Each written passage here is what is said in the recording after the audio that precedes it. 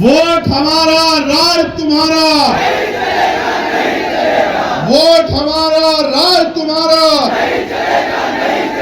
और वोट हमारा, नोट तुम्हारा। वोट हमारा, नोट तुम्हारा। क्या महंगाई कम हुई? गैस के सिलेंडर के दाम कम हुए? बिजली के दाम कम हुए? खाद्य पदार्थों के दाम कम हुए? पेट्रोल डीजल के दाम कम हुए? क्या एजुकेशन का बजट बढ़ाया घटा? बताओ। एजुकेशन का बजट घटा दिया। हेल्थ का बजट बढ़ाया घटाया? हेल्थ का बजट घटा। अब एजुकेशन को समझो। मैंने कल ही पार्लियामेंट में कहा परसों कि जब पढ़ेगा नहीं भारत तो आगे कैसे बढ़ेगा? बताओ। आपने एजुकेशन का बजट खत्म कर दिया। जो छात्रवृत्ति मिलती थी SC ST OBC के लोगों को, वो छात्रवृत्ति समाप्त कर दी। जो जीरो फीस पे एडमिशन हो जाते थे, वो आपने जीरो फीस के एडमिशन बंद कर दिए। जब गरीब का बच्चा पढ़ ही नहीं पाएगा तो वो आगे कैसे बढ़ पाएगा? अपने परिवार को आगे कैसे बढ़ा पाएगा? इतनी बड़ी संख्या में आए हो और मेरी जिम्मेदारी ये है कि मैं आपको बताऊं कि अब आपको क्या करना है। बहुत लंबे चौड़े भाषण नहीं देने हैं, वो तो मैं लगातार देता आया हूं, लेकिन अब जो है, क्योंकि अब हालात पहले जैसे नहीं रहे। पहले सरकारों में सुनवाई होती थी, गरीब का ध्यान रखा जाता था, उनके महंगाई से लेके जो समस्या उनके जीवन में होती थी उन पे काम होता था। सरकार जनता के लिए काम करती थी, सरकार जनता के लिए जिम्मेदार होती थी, सरकार जनता के लिए जवाबदेह होती थी।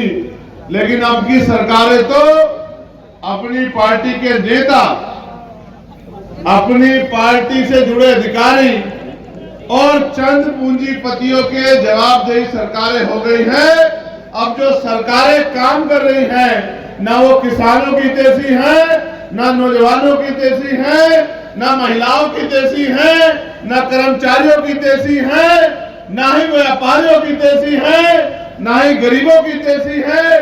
और तो और वो कमजोर वर्गों में भी दलित, पिछड़े, आदिवासी, मुसलमान, जैन, सिख, बौद्ध, ईसाई और जो ऊंची जातियों के गरीब हैं उनके भी वो लोग हितैषी नहीं है। ऐसा लगता है कि वो मुट्ठी भर लोगों को पैसे वाला बनाने का काम कर रहे हो और तमाम गरीबों को लेबर क्लास बनाने का काम कर रहे हैं। जब हम सरकारों के फैसले देखते हैं, वो फैसले जो हमारे जीवन को प्रभावित करते हैं, तो ऐसा महसूस होता है कि सरकारें आज भी हमें इंसान नहीं मानती। अगर सरकारें हमें इंसान मानती तो हमारे बारे में सोचती। अब सोचा क्या है? अभी बजट आया है सेंटर का और स्टेट का, दोनों का। क्या महंगाई कम हुई? गैस के सिलेंडर के दाम कम हुए? बिजली के दाम कम हुए? खाद्य पदार्थों के दाम कम हुए? पेट्रोल डीजल के दाम कम हुए? क्या एजुकेशन का बजट बढ़ाया घटा? बताओ। एजुकेशन का बजट घटा दिया। हेल्थ का बजट बढ़ाया घटाया? हेल्थ का बजट घटा। अब एजुकेशन को समझो। मैंने कल ही पार्लियामेंट में कहा परसों कि जब पढ़ेगा नहीं भारत तो आगे कैसे बढ़ेगा? बताओ। आपने एजुकेशन का बजट खत्म कर दिया। जो छात्रवृत्ति मिलती थी SC ST OBC के लोगों को, वो छात्रवृत्ति समाप्त कर दी। जो जीरो फीस पे एडमिशन हो जाते थे, वो आपने जीरो फीस के एडमिशन बंद कर दिए। जब गरीब का बच्चा पढ़ ही नहीं पाएगा तो वो आगे कैसे बढ़ पाएगा? अपने परिवार को आगे कैसे बढ़ा पाएगा? क्या कोई मेहनत मजदूरी करने वाला आदमी, 200-400 रुपए कमाने वाला आदमी क्या एरोप्लेन में चलने का ख्वाब देख सकता है? क्या 200-400 रुपए की मजदूरी करने वाला आदमी इस देश में अच्छा भोजन, अच्छे कपड़े, अच्छा रहन सहन और खुशहाली की जिंदगी जी सकता है? आप मेहनत करने वाले लोगों के हाल देखो। मनरेगा में जो लोग काम करते हैं, कितना पैसा मिलता है? कितना पैसा मिलता है? 230 रुपए के लगभग मिलता है, 10-20 ऊपर या नीचे। आप बताओ 250 रुपए में घर चलता है क्या? अभी मैं रास्ते में रुका था, वो कोई गांव था, गांव के लोगों ने एक टेंट की व्यवस्था करके मुझे रोक लिया। बहुत सारी महिलाएं बैठी थी। अगर पुरुष होते तो मैं हाथ जोड़ के चला आता, नौजवान होते तो आदेश दे के चलाता। महिलाओं को, गांव को, बहनों को देख के रुक गया। मैंने उनसे पूछा कि बताइए, आप यहाँ इतनी बड़ी संख्या में बैठी हैं, आप रोजगार क्या है आपके यहाँ? तो उन्होंने मुझसे बताया कि हम पे जमीनें तो है नहीं, हम तो दूसरों के खेतों में काम करते हैं और कहीं हमें 150 रुपए मिलते हैं, कहीं 200 रुपए मिलते हैं, कहीं 180 रुपए मिलते हैं। आप ये बताओ, 180-200 रुपए में घर चलता है क्या? इन्होंने हेल्थ का बजट कम कर दिया। हेल्थ का बजट कम होगा तो क्या होगा? सरकारी अस्पतालों में डॉक्टर नहीं होंगे, क्योंकि डॉक्टरों को देने के लिए पैसा नहीं। फिर ईसीजी की मशीन नहीं होगी, एक्सरे मशीन नहीं होगी, और कोई अच्छी मशीन नहीं होगी, दवाइयां नहीं होंगी, सीटी स्कैन नहीं होंगे, और तो और टेस्ट बाहर से लिखे जाएंगे। इसके कारण क्या होगा कि गरीब को अच्छा इलाज नहीं मिलेगा, और अच्छा इलाज न मिलने के कारण उसकी जान चली जाएगी, लेकिन सरकार को कोई फर्क नहीं पड़ेगा। मैंने कल ही मांग उठाई, और आप बताना मेरी मांग गलत है या सही है। मैंने कल ही मांग उठाई, गौर से सुनो, कि चाहे सुरक्षा प्राप्त अभिनेता हो या नेता हो, नेता आईडी से लेकर चोटी का हो, या फिर कोई अधिकारी हो, आईएएस अफसर हो, आईपीएस अफसर हो, या कोई और सरकारी कर्मचारी हो जो सरकारी तनख्वाह लेता है, या कोई व्यापारी हो, उनके बच्चों का और उनका जरूरत पड़ने पे इलाज सरकारी अस्पताल में होना चाहिए। होना चाहिए, नहीं होना चाहिए? इससे फायदा क्या होगा आपको पता है? आपको जब अमीरों का इलाज सरकारी अस्पताल में होगा, जो पॉलिसी बनाते हैं उनका इलाज अस्पताल में होगा, उनके बच्चों का इलाज होगा, जो पॉलिसी को लागू कराते हैं अधिकारी, उनके बच्चों का इलाज होगा, उनका इलाज होगा, तो फिर सरकारी अस्पताल में सुविधाएं पहुंचेंगी और गरीबों को भी बच्चे से अच्छा इलाज मिलेगा, उनकी जिंदगी का भी ख्याल रखा जाएगा, उनकी जान भी मिल जाएगी, उनको भी जो है जीवन जीने का मौका मिलेगा। ऐसे ही मैंने मांग उठाई परसों, जब एजुकेशन के बजट पे अनुदान और मांगों पे मुझे बोलने का मौका मिला। मैंने कहा कि चाहे मुख्यमंत्री हो, प्रधानमंत्री हो, राज्यपाल हो, मंत्री हो, विधायक हो, या किसी और विभाग का मंत्री हो, आईएएस अधिकारी हो, आईपीएस अधिकारी हो, या सरकारी सेवा का कोई अधिकारी हो, कोई व्यापारी हो, सबके बच्चों को सरकारी स्कूल में पढ़ने की इजाजत मिलनी चाहिए। अब उससे होगा क्या? जब एक ही कुर्सी पे, एक ही कमरे में, यहाँ आईएएस अधिकारी का बेटा बैठेगा, यहाँ आईपीएस अधिकारी का बेटा बैठेगा, वहीं बराबर में किसान का बेटा बैठेगा, वहीं मजदूर तबके का बेटा बैठेगा, वहीं मंत्री जी का बेटा बैठेगा। बताओ अच्छी शिक्षा मिलेगी नहीं मिलेगी? बताओ। तो ये मुझे तो महसूस होता है, सरकार को क्यों नहीं महसूस होता? क्योंकि उनको इसलिए महसूस नहीं होता, उनको लगता है गरीब अगर पढ़ लिया और गरीब अगर हष्ट-पुष्ट हो गया तो कल अपने अधिकार मांगेगा, आपके अनुसार इधर उधर नहीं जाएगा, अपने परिवार को तरक्की के रास्ते पर लेके जाने के लिए संघर्ष करेगा, और जो अधिकार हमने इनके छीन रखे हैं वो अधिकार हमसे छीन के ले लेगा। ये आपसे डरते हैं, ये आपसे डरते घबराते हैं, लेकिन इसलिए नहीं डरते घबराते कि आपका भला चाहते हैं। ये इसलिए डरते घबराते, इनको पता है जिस दिन आप लोग अपने पैरों पे खड़ा हो गए और आपको अच्छा भोजन मिलने लगा, अच्छे कपड़े मिलने लगे, अच्छी पढ़ाई मिलने लगी, अच्छा इलाज मिलने लगा, फिर आप इनके बंधुआ मजदूर नहीं रहोगे, फिर ये आपको अपने तरीके से चला नहीं पाएंगे, फिर ये जो है आप पे शोषण नहीं कर पाएंगे, फिर इस देश में या उत्तर प्रदेश में बहन बेटियों का अपमान नहीं होगा। कोई ताकतवर आदमी किसी गरीब की बेटी की तरफ आंख उठा के नहीं देगा, कोई गुंडागर्दी नहीं करेगा। ये गुंडागर्दी चलती रहे, गरीबों का खून चूस चूस के चंद मुट्ठी भर लोग पैसे वाले बनते रहे और नेताओं की नेतागिरी चलती रहे। इसलिए व्यवस्था ऐसी की गई है कि ना कहीं गरीब की सुनवाई होती है, ना ही सरकार की कोई योजना गरीब के पक्ष में होती है। हमने ये तय किया है, मैं धन्यवाद दूंगा आपके माध्यम से नगीना के लोगों का, और जितने अंबेडकर नगर के लोग, और अंबेडकर नगर का मैं धन्यवाद नहीं दे सकता हूं शब्दों में, क्योंकि आज भी मेरे याद है कि जिस दिन मैं चुनाव लड़ रहा था तो अंबेडकर नगर के लोगों ने, इस जिले के लोगों ने 1-1 रुपया, 2-2 रुपया, 10-10 रुपए के नोट जो हैं, मेरे आज भी याद है वो नोट मैंने चुनाव के बाद वो पोटलियां खोली और वो नोट देख के लगता था कि उस पे हजारों लोगों का पसीना लगा हुआ, इतने लोगों के हाथ से गुजर गया होगा।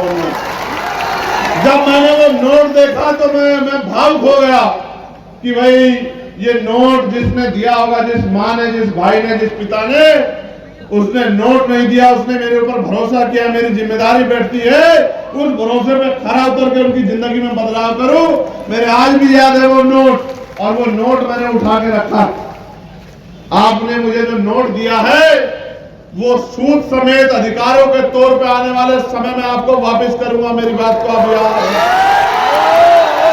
जिसने 1 रुपए की मदद की है उसको पॉलिसी बना के उसके 50 लाख रुपए की मदद उसके परिवार की करवाने का काम करूंगा। ये चंद्रशेखर आजाद आपका नेता नहीं है, ये आपका भाई, आपका बेटा है, आपके बीच का है। और अम्बेडकर नगर के मेरे लोगों भूला नहीं हूं, भूला नहीं। वो लाठी आपके ऊपर पड़ी थी, मेरे आज भी याद है, जब आपने बाबा साहब अम्बेडकर की मूर्ति लगाने का काम किया था और आपकी मेरी बहनों के सरों पे और कमर पे जो लाठियां पड़ी थी, भूला नहीं, बिल्कुल नहीं भूला हूं। आज भी वो जख्म मेरे दिल में है, आज भी वो जख्म में अपनी पीठ पे महसूस करता हूं। मेरे आज भी याद है जब मेरे कई साथियों को पकड़ के अम्बेडकर नगर की जेल में बंद कर दिया गया था और मैं उनसे मिलने के लिए आया था, तो सारे अधिकारी लड़के खड़े हो गए थे कि मिलने नहीं देंगे। मैं भूला नहीं हूं, मैं कुछ नहीं भूला हूं। मेरे नौजवान साथियों, मैं आपसे वादा करके कह रहा हूं कि मैं कुछ नहीं भूला हूं। बस समय की बात है और समय बदलते देर नहीं लगेगी। अगर आपने मेरी बात पे पहरा दे दिया, जैसे चंद्रशेखर आजाद अपने महापुरुषों की बात पे पहरा दे रहा है, अगर आपने मेरी बात पे पहरा दे दिया, वो दिन दूर नहीं है कि उत्तर प्रदेश में आपकी बात मजबूत होगी और आपके हिसाब से काम होगा।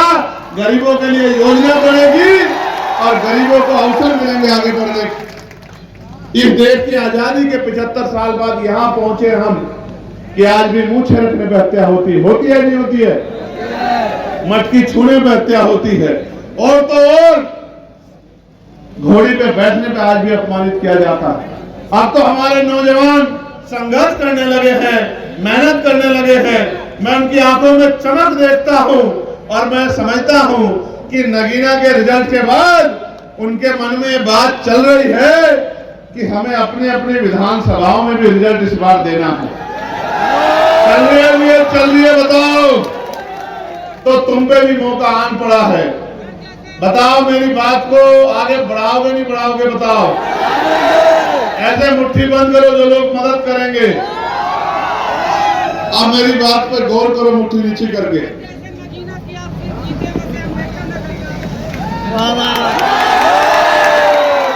मेरा एक घर बिजनौर है और एक घर मेरा वहां जहां मैं पैदा हुआ,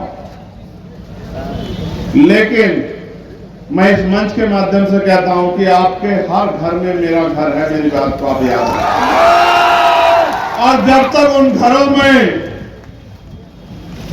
खुशहाली नहीं आ जाती, उनको सम्मान का जीवन नहीं मिल जाता, तब तक चंद्रशेखर आजाद कहीं नहीं जाने वाला। मेरी बात को आप याद रखें। देखो मेरी बात पे गौर करो, ये लोकतंत्र है। जिनके पास वोट है उनका राज होना चाहिए। लोकतंत्र यानी कि बहुमत का शासन, जिनका वोट होगा उनका राज होगा। और वोट यहां कमजोर वर्गों के लोगों पे है कि उनकी संख्या 85% से ज्यादा।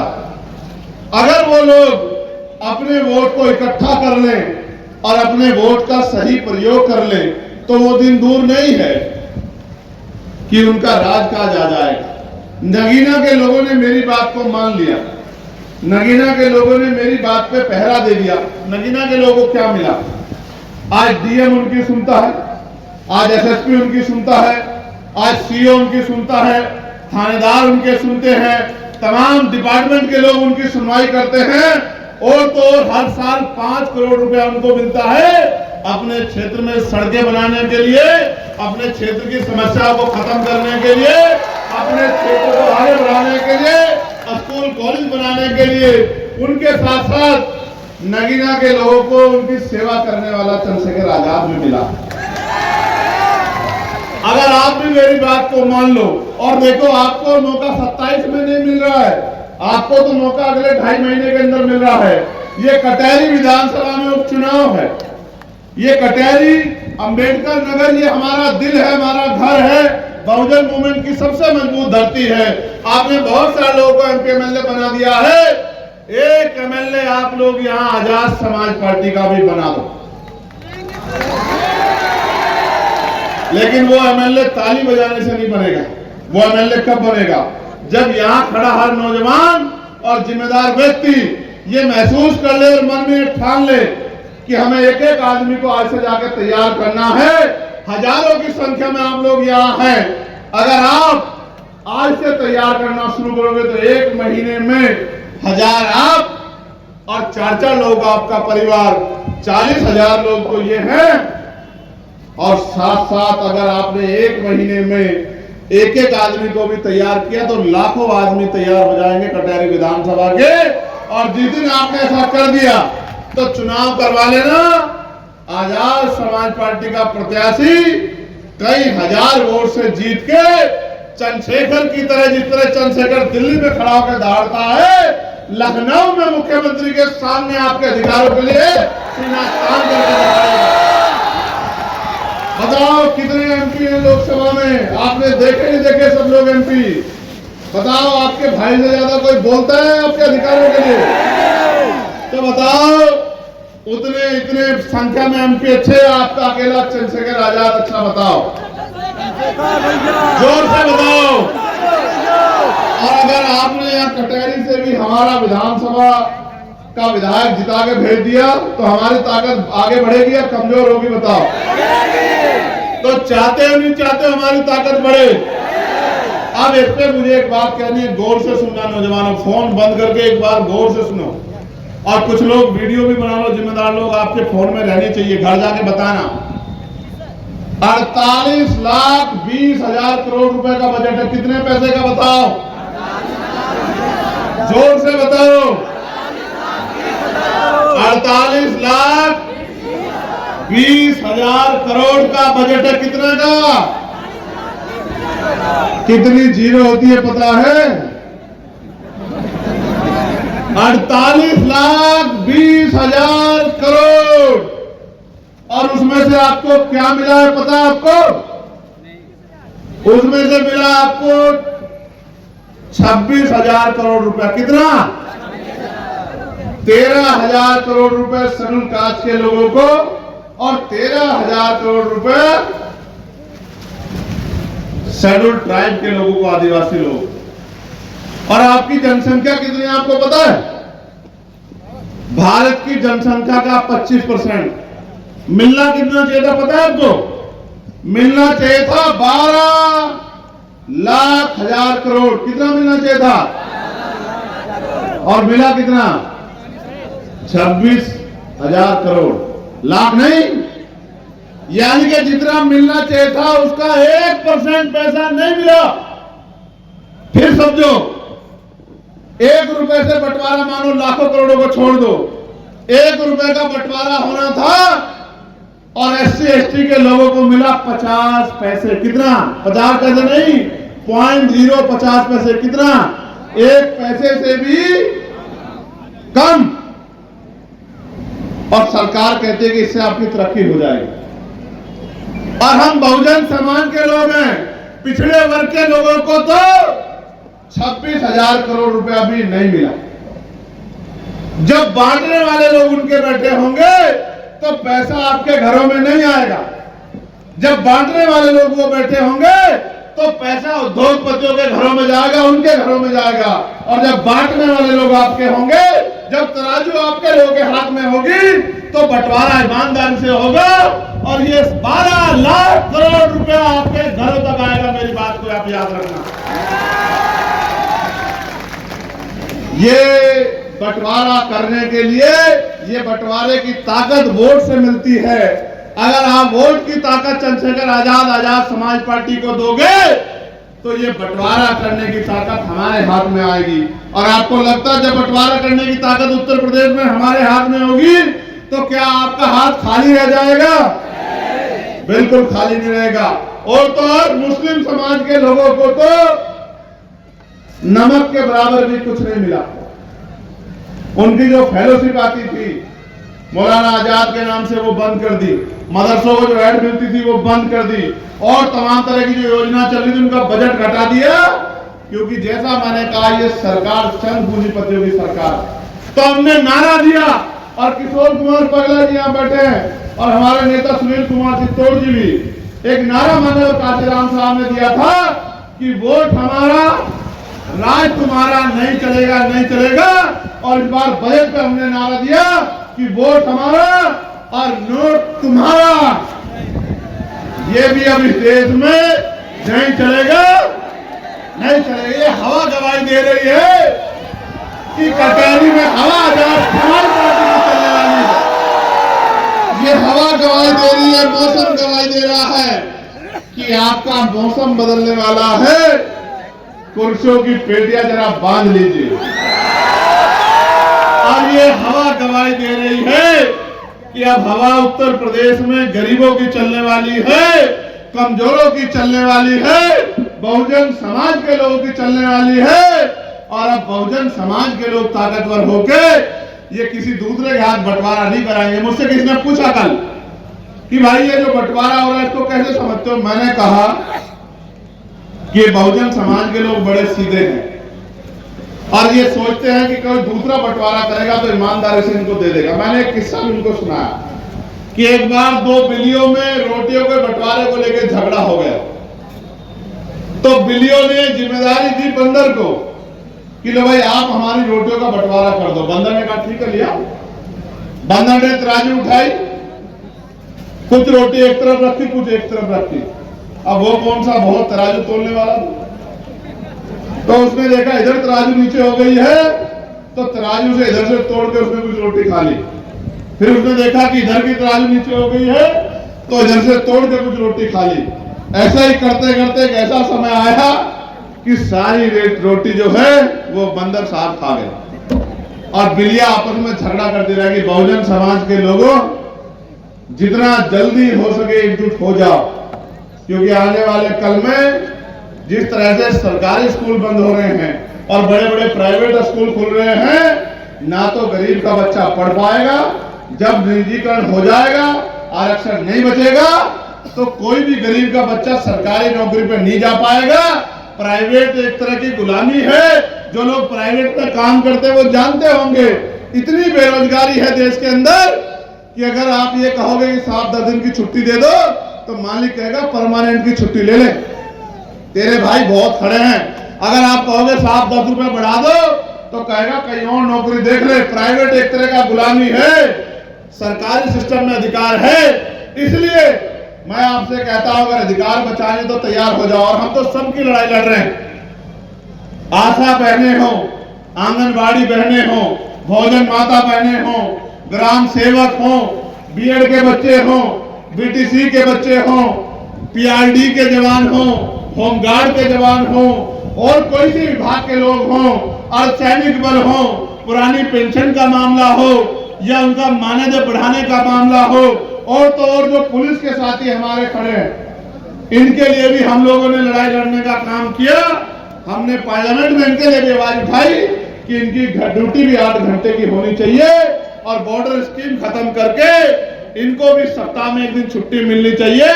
इनकी वेतन विसंगति भी दूर होनी चाहिए। हम तो हर व्यक्ति की आवाज उठाने के लिए पार्लियामेंट में हैं, लेकिन मैं आपसे कह रहा हूं, अगर आपका नेता नहीं तैयार होगा, आपका विधायक नहीं बनेगा, तो आपकी आवाज कोई नहीं उठा। क्या कटहरी वालों अपनी आवाज उठवाना चाहते हो, उठवाना चाहते हो? बताओ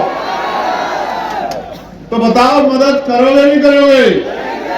तो बताओ, यहां से जाके सो जाओगे या जाके मेहनत करोगे? बताओ। ऐसे जैसे आज आए हो ऐसे घर से निकल के काम करोगे या चैन से पढ़ के सोचाओगे? बताओ, जोर से बताओ। अगर करोगे मेहनत तो मिलेगी ताकत, और नहीं करोगे मेहनत तो जो दया में रूखी सूखी मिलेगी उसको खा के टाइम काटते रहना।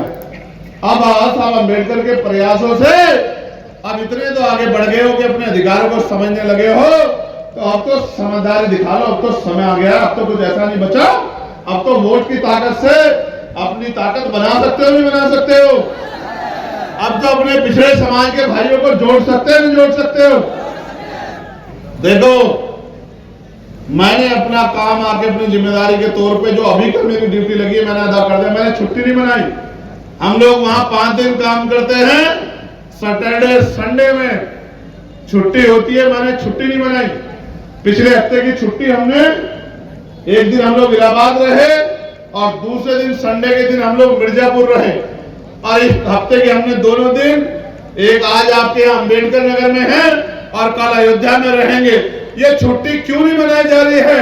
ये छुट्टी इसलिए नहीं मनाई जा रही है कि जब तक आपके आंसू नहीं सूख जाते, जब तक आपके खाली हाथ नहीं भर जाते, जब तक आपको सम्मान की जिंदगी नहीं मिल जाती, जब तक आपके घरों से परेशानियां खत्म नहीं हो जाती, जब तक महान पुरुषों का सपना पूरा नहीं होता, तब तक हम लोग छुट्टी मनाने वाले नहीं हैं।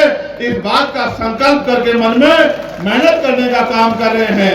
इसलिए मैं आपसे उम्मीद करता हूं, कटहरी में हमारी दूसरी सभा भी है, लेकिन आज जो लोग यहाँ मौजूद हैं और जो नेता जिनकी ड्यूटियां लगी है, उन सबसे मैं कह रहा हूं, अगर अभी नहीं तो कभी नहीं। अगर इस बार आप नहीं कर पाए तो आने वाले समय में मुझे नहीं लगता कि आपके पास मौका बचेगा कि आप अपनी ताकत बना सको। इसलिए मैं आपसे कहना चाहता हूं, इसी बार आपको महान पुरुषों को, सपने को आगे बढ़ाते हुए और आजाद समाज पार्टी के प्रत्याशी को जिताने के लिए उतनी मेहनत करनी है जितनी मेहनत मैं कर रहा हूं। बताओ, करोगे नहीं करोगे? दोनों हाथ वैसे उठाओ, मुट्ठी बंद करके, जोर से मुट्ठी बंद करो, इतनी जोर से बंद करो कि आपके हाथ में रखा हुआ सामान गिर ना जाए। बताओ, ऐसे ताकत बना लोगे नहीं बना लोगे? बताओ, हमारा निशान क्या है? बताओ जोर से। रुक जाओ, महिलाएं बताएंगे और कोई नहीं बोलेगा। बस बताओ अम्मा, हमारा निशान क्या है? बताओ। आवाज कम आ रही है हमारी माओ की, जिनके बच्चे इतने ताकतवर हो, उनकी आवाज तो जबरदस्त आनी चाहिए। बताओ, निशान क्या है हमारा? आवाज कम आ रही है, जोर से बोल के बताओ। अभी भी मेरी माँ की आवाज कम है, जोर से बोल के बताओ। चलो सब लोग बताओ, क्या निशान? अभी भी आवाज नहीं है। मेरी आवाज अकेले की तुमसे ज्यादा। बताओ बताओ, क्या है हमारा निशान? तो नारा क्या है हमारा कि सारी पार्टी देख ली,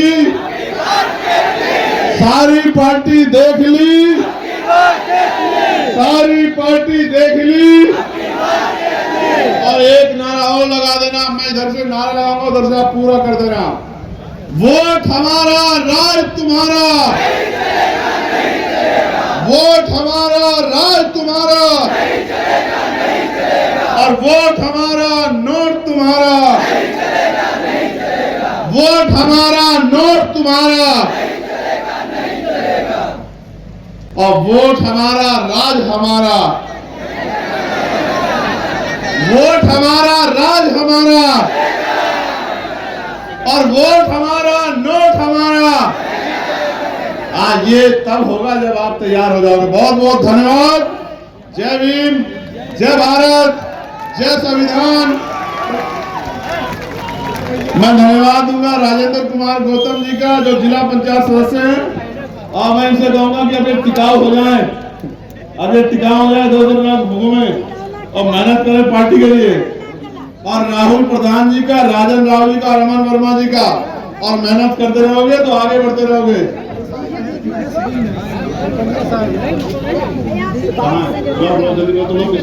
पैर नहीं छूते, हमारे